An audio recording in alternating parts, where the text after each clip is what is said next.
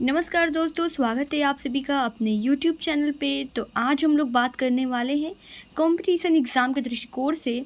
आज हम लोग बायो का सेशन लेकर आए हैं और आप लोगों का बायो का सेशन जो है लगभग आप लोगों का 10 चैप्टर है। तो आप लोगों का 10 चैप्टर जो है मर्ज करके यानी कि एक में एक जोड़ जोड़ के आप लोगों को पूरा का पूरा 5 से 6 दिन में आप लोग कंप्लीट करा दिया जाएगा। तो आप लोगों का बायो से जितना भी बायोलॉजी से क्वेश्चन बनता है एग्ज़ाम के दृष्टिकोण से वो आप लोगों का यहाँ से कंप्लीट हो जाना है बिल्कुल, ठीक है। तो चलिए बिना देरी करते हुए स्टार्ट करते हैं। तो बायो का अर्थ क्या होता है पहले तो यहाँ समझ लीजिए। तो बायोलॉजी यानी जीव विज्ञान, तो विज्ञान की वह शाखा है जिसके अंतर्गत जीवधारियों को अध्ययन किया जाता है। तो जीवधारियों का अध्ययन करना जीव विज्ञान ही कहलाता है, ठीक है। जीव शब्द का सर्वप्रथम प्रयोग किसने किया था? लेमार्क ने किया था और ट्रेविडेनस ने किया था।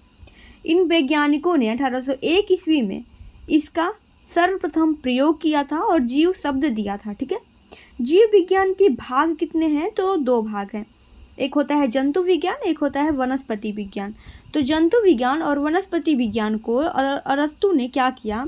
जंतु विज्ञान का जनक थियोफ्रेस्टस को और वनस्पति विज्ञान का जनक हिप्पोक्रेटस को चिकित्सा शास्त्र का जनक कहा जाता है, ठीक है।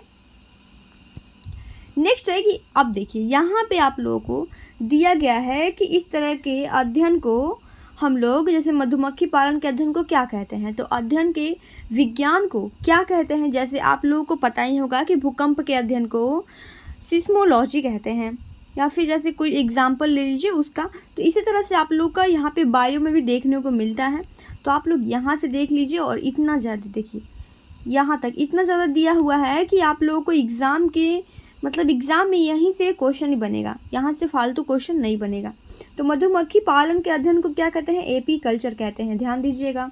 रेशम कीट पालन के अध्ययन को क्या कहते हैं? सेरीकल्चर कहते हैं। फ्रेंड्स, अगर आप लोगों को थोड़ा सा भी ये अच्छा लग रहा हो, अगर आप लोग चाहते हैं कि इस तरह के सेशन की वीडियो हर दिन आए, आप लोगों को प्रोवाइड हो, हर दिन आप लोगों को इस तरह से क्वेश्चन सेलेक्टेड वाइज देखने को मिले और एग्ज़ाम में आप लोगों का बिल्कुल लड़े, तो आप लोग 100% इस चैनल को सपोर्ट कीजिए और इस चैनल को पहले तो सब्सक्राइब कर लें जो भी सब्सक्राइब नहीं किए हैं, और एक बार आप लोग शेयर बिल्कुल कीजिए और लाइक ज़रूर कीजिए, ठीक है। तो इस तरह के सेशन की वीडियो आप लोगों को पर दिन देखने को मिलेगा इसी चैनल पे, ठीक है।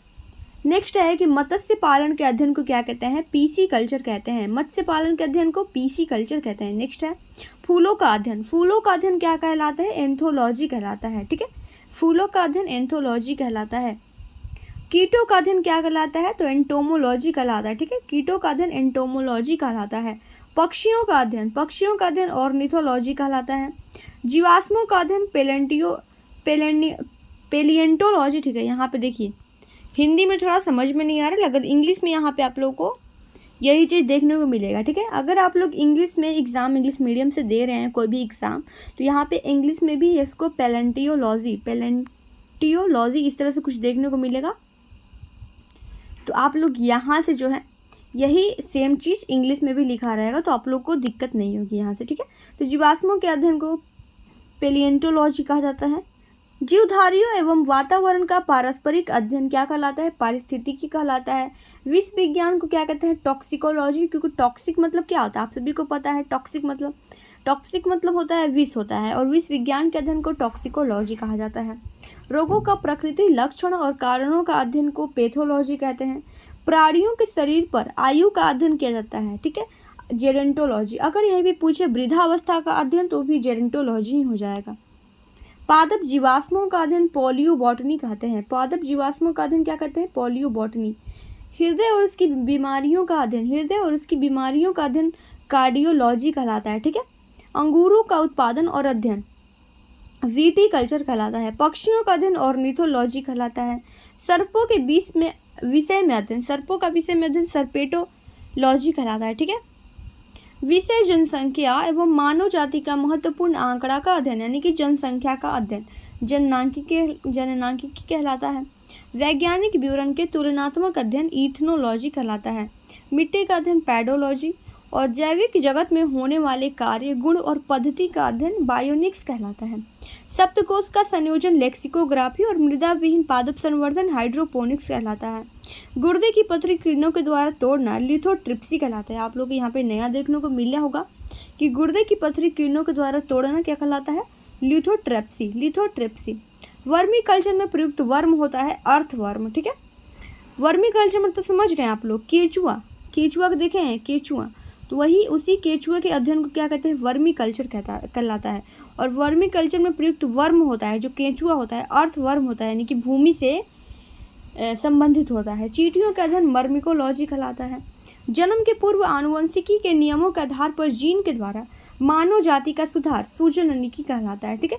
ये सब आप लोग न्यू देखने को मिला होगा। अगर आप लोग इस वीडियो को 2 से 3 बार देख लेते हैं तो ये जो आई होप ये क्लियर हो जाएगा, ठीक है। आनुवंशिकी इंजीनियरिंग द्वारा सरदोष आनुवंशिकता का उपचार, इससे मनुष्य जाति के सुधार में सहायता मिलती है यूफेनिक्स के द्वारा, या यहाँ पे यूजेनिक्स भी देखने को मिलेगा, ठीक है, यूजेनिक्स। तो आप लोग यहाँ यूफेनिक्स या यूजेनिक्स में कोई कंफ्यूजन नहीं होना चाहिए, ये दोनों ही ऑप्शन सही हैं, ठीक है, ये दोनों ही वर्ड सही हैं इसके लिए, ठीक है। मकड़ियों का अध्ययन एरेनियोलॉजी कहलाता है। गणित एवं सांख्यिकी की तकनीकों द्वारा जीव विज्ञान का अध्ययन बायोमेट्री कहलाता है। तो ये हुआ आप लोगों का लगभग यहाँ से मतलब 30 क्वेश्चन आप लोग यहाँ से देखने को मिल गया होगा, ठीक है। अब बात करते हैं, 1 मिनट, अब बात करते हैं कोशिका की, यानी जिसे इंग्लिश में सेल कहा जाता है। सेल का मतलब क्या होता है? कोशिका। तो अब कोशिका को देखते हुए छोटा सा टॉपिक है, तो आपका वो भी था और कोशिका भी है, ठीक है। तो जीव विज्ञान की शाखा को देख चुके हैं आप लोग। अब आप बात करते हैं कोशिका। तो कोशिका क्या है? तो जीवन की संरचनात्मक यानी स्ट्रक्चरल और कार्यात्मक यानी फंक्शनल इकाई है। और कोशिका खोजकर्ता कौन है? रॉबर्ट हुक हैं। सबसे छोटी कोशिका क्या होती है? कौन होती है सबसे छोटी कोशिका? माइकोप्लाज्मा गैलीसेप्टिकम होती है, ठीक है। माइकोप्लाज्मा गैलीसेप्टिकम नामक जीवाणु की और सबसे बड़ी कोशिका तंत्रिका कोशिका होती है, यानी कि ऑस्ट्रिच में समझ रहे हैं, शुतुरमुर्ग के अंडे की होती है। तो यहाँ पे समझने की कोशिश कीजिए, सबसे छोटी कोशिका किसकी होती है? तो यहाँ पे एक बैक्टीरिया का नाम देखने को मिला होगा, ठीक है। माइकोप्लाज्मा गैलीसेप्टिकम क्या है? एक बैक्टीरिया है, यहाँ पे देख सकते हैं आप लोग, बैक्टीरिया है। और इसमें ही सबसे छोटी कोशिका देखने को मिलती है। और सबसे बड़ी कोशिका पूछेगा तो तंत्रिका कोशिका होती है, जो ऑस्ट्रिच के अंडे की होती है, यानी कि वो शुतुरमुर्ग के अंडे की होती है। सबसे लंबी कोशिका तंत्रिका कोशिकाएं होती हैं, जो सभी मनुष्यों के शरीर में होती है, नर्वस सेल्स में होती है, ठीक है। कोशिका कितने भाग हुए? तो कोशिका के लगभग 6-7 भाग होते हैं। देखिए आप लोग यहाँ पे देख सकते हैं, ठीक है। तो आइए बात करते हैं, 1 मिनट। तो कोशिका के लगभग इतने सारे भाग हैं, तो आइए एक एक करके सभी भागों को देखते हुए चलते हैं। तो कोशिका भित्ति, जिसे सेल वॉल भी कहते हैं, ये कोशिका भित्ति केवल पादप कोशिका में उपस्थित रहती है, ठीक है। जंतु कोशिकाओं में इसका अभाव होता है। यह मुख्यतः सेलुलोज की बनी होती है। कोशिका भित्ति कोशिका अंगों की सुरक्षा हेतु अजीवित या निर्जीव पदार्थों से बनी संरचना है। अजीवित या निर्जीव पदार्थों से बनी एक संरचना है। राइबोसोम क्या है? इसका मुख्य कार्य प्रोटीन संश्लेषण करना है। इसे प्रोटीन की फैक्ट्री भी कहा जाता है। ध्यान दीजिएगा, प्रोटीन की फैक्ट्री किसे कहते हैं? राइबोसोम को कहते हैं। और प्रोटीन संश्लेषण इसका मुख्य कार्य है, ठीक है। नेक्स्ट है माइटोकॉन्ड्रिया। वही माइटोकॉन्ड्रिया जिसे हम लोग 9th और 10th में बहुत अच्छे तरीके से पढ़ते थे, जिसे हम लोग कहते थे ऊर्जागृह या पावर हाउस, ठीक है। तो कोशिका में ऑक्सीकरण इसी में होता है। इसमें डीएनए, आरएनए तथा राइबोसोम पाया जाता है। माइटोकॉन्ड्रिया को कोशिका का ऊर्जागृह या पावर हाउस कहते हैं। पावर हाउस कोशिका ऑफ सेल कहा जाता है, ठीक है। यह एटीपी के अणुओं के रूप में ऊर्जा का उत्पादन करता है। अब यहाँ एटीपी दिया हुआ है, लेकिन एटीपी का फुल फॉर्म भी एग्जाम में पूछता है। तो एडिनोसिन ट्राइफॉस्फेट इसका फुल फॉर्म होता है। तो आप लोग यहाँ से एक एक करके नोट करते हुए चलिए, क्योंकि इतना बहुत 2 लाइन में आप लोगों को यहाँ पे दिया हुआ है, बहुत 2 लाइन में, ठीक है। तो यहाँ से आप लोगों का क्वेश्चन जो है किसी भी बुक में उठा के देख लीजिए, इतना लंबा क्वेश्चन माइटोकॉन्ड्रिया के बारे में बहुत बड़ा दिया रहता है, ठीक है। तो आपके एग्ज़ाम के लिए जो भी इम्पोर्टेंट है सिर्फ यही आप लोगों को प्रोवाइड होता है यहाँ इस चैनल की तरफ से, ठीक है। तो आप लोग प्लीज़ इस चैनल को सपोर्ट कीजिए एक बार। तो चलिए बात करते हैं गोल्जी का है। तो इसे कोशिका के अणुओं का यातायात प्रबंधन यानी traffic manager of the molecules of cell कहते हैं, ठीक है, कहा जाता है। यातायात प्रबंधन किसे कहते हैं? गोल्जी काय को। आत्महत्या की थैली किसे कहा जाता है? लाइसोसोम को कहा जाता है। जीव द्रव्य प्रत्येक कोशिका में कोशिका झिल्ली के अंदर पाया जाने वाला अर्धपारदर्शक चिपचिपा और तरल पदार्थ है। देखिए, जीव द्रव्य के बारे में कहा जा रहा है कि कोशिका झिल्ली के अंदर ये पाया जाता है, अर्धपारदर्शक चिपचिपा और तरल पदार्थ होता है। इसमें कार्बनिक और अकार्बनिक पदार्थ पाए जाते हैं, यानी कार्बनिक और अकार्बनिक दोनों प्रकार के पदार्थ पाए जाते हैं। कोशिका झिल्ली की बात की जाती है तो यह एक अर्धपारगम्य झिल्ली है, यानी कि ऐसा झिल्ली, देखिए मान लीजिए ये झिल्ली हो गया, मान लीजिए इस तरह से झिल्ली हो गया जो एक सेल को ढके हुए है। मान लीजिए सेल है तो ये एक अर्धपारगम्य झिल्ली होगा, जो आप देख सकते हैं यहाँ पे।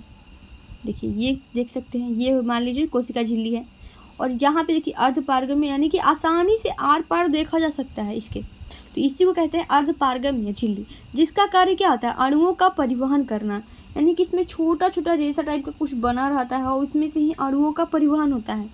यह लिपिड और प्रोटीन की बनी होती है। ये कोशिका झिल्ली का जो पार्ट होता है वो लिपिड और प्रोटीन की बनी होती है, इतना ध्यान दीजिएगा, ठीक है।